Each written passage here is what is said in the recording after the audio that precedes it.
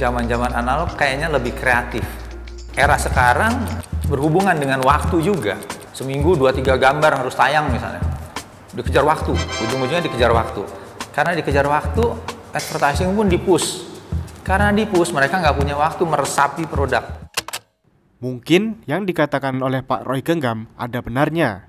Namun kami sedikit ragu, apakah memang sepenuhnya benar? Sebelumnya kami sudah membahas episode tentang tren fotografi iklan yang kebanyakan memakai analog dan dikerjakan secara manual. Tahun 90 sampai 2000 adalah masa transisi dunia. Orang seperti Pak Roy Genggam adalah generasi yang merasakan transisi, yaitu dari analog ke digital. Orang-orang mulai mengikut sertakan perangkat digital untuk membuat karya. Generasi transisi adalah generasi yang dipercaya paling kreatif. Tapi, masa sih generasi kita nggak kreatif-kreatif amat? Gara-gara semuanya tinggal Google. Boleh lihat dulu nggak di Google? Boleh. Buat mancing. Kreativitas adalah, wah gila sih. Ini anak kreatif loh, mencari arti kreativitas itu apa? Kali ini, kami akan tunjukkan kumpulan pemikiran dan curhatan para pekerja kreatif yang masih dan juga sedang bekerja sampai pada hari ini.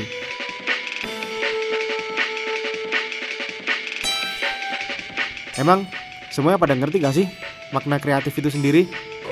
Ada gue, kreatif itu thinking out of the box. Secara harafiah aja, create sama thief.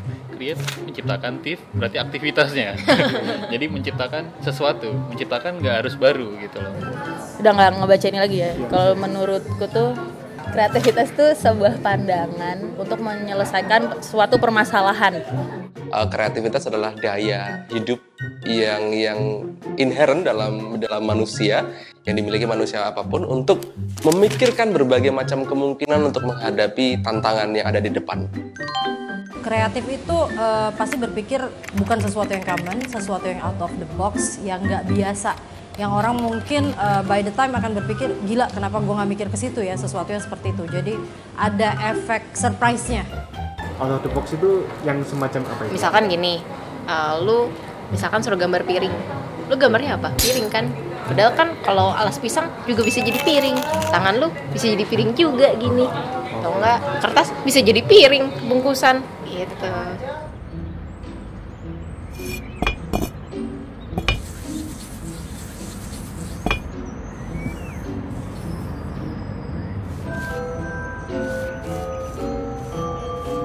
Menurutku tuh otak untuk menciptakan kreativitas butuh di-trigger. Kayak gue mau bikin kayak gini nih, tapi kemampuan kita untuk mengingat banyak hal kan terbatas, makanya harus apa-apa dicatat atau apa-apa kita nyari, ngelis gitu.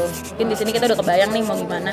Cuman kayak nanti come out-nya gimana tuh, visualnya seperti apa, kita harus dibantu sih sama teknologi.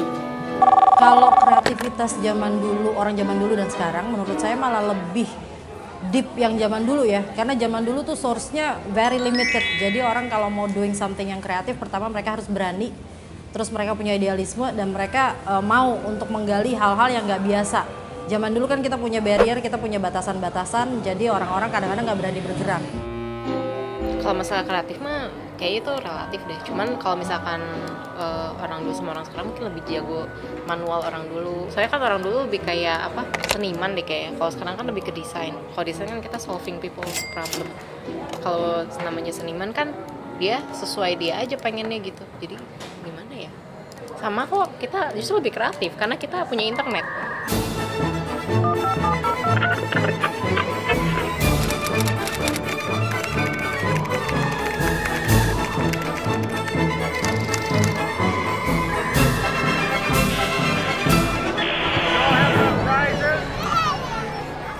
Kalau dibilang kreatif sebenarnya barometernya atau tolak ukurnya nggak ada. Karena saat orang punya kreativitas itu berarti nggak ada batasannya gitu. Mau itu mulai dari ngelakuin hal yang sangat manual sampai yang udah sekarang teknologi begitu canggih gitu. Karena saking banyaknya referensi, saking banyaknya kemudahan, lupa tujuannya untuk mempertanyakan ini kenapa, untuk siapa. Hal-hal yang cukup kritis sebenarnya mendasar 5W1H gitu.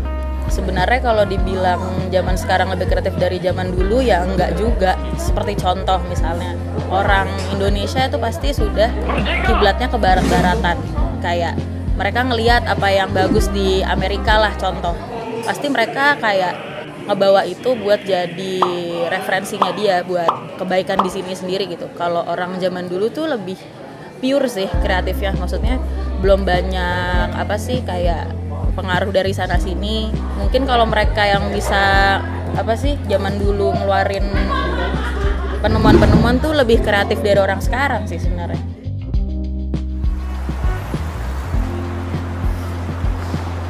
Kalau soal respect atau mungkin apresiasi ya untuk orang-orang yang dulunya udah ada di industri ini, malah itu jadi hal yang utama yang perlu kita lakuin pertama kali. Karena apa? Nggak ada mereka, nggak ada kita. Saat kita punya komitmen untuk masuk ke industri ini, kita butuh lihat dulu, tarik mundur dulu. Jadi bukan ngomongin soal sekarang trennya apa, itu terlalu dangkal. Banyak hal-hal yang mungkin kita berpikir gila gue udah paling kreatif, ternyata enggak. Kalau sekarang orang lebih fleksibel, lebih berani berpikir ke depan dengan source yang segitu banyak, karena ketika mereka mau menggali ke satu sisi terus lebih dalam mereka ambil, banyak hal yang mereka bisa keluarin. Jadi tidak perlu terbebani dengan kebaruan, tapi di zaman internet ini justru referensi kita bisa semakin kaya dan kita bisa membuatnya lebih segar dengan pendekatan kita sendiri. Karena yakinlah, sekalipun dua manusia sedang mengerjakan satu hal yang sama, hasil akhirnya tetap akan punya sentuhan yang berbeda, karena pada dasarnya karya manusia akan selalu menggambarkan individu-individu yang terlibat di dalamnya. Ya kan dulu mungkin work hard, sekarang kita tuh work smart. Lebih kayak apa? Sekarang tuh semua tuh dimudahkan. Lu mau apa-apa, mau jual beli Tokopedia lebih gampang. Lu mau kemana ada Gojek, lu mau beli itu ada GoFood. Maksudnya lebih kreatif sensor, sekarang. Oh iya, betul bener juga. Karena dari kerja keras itulah mereka mendapatkan sebuah hasil yang maksimal.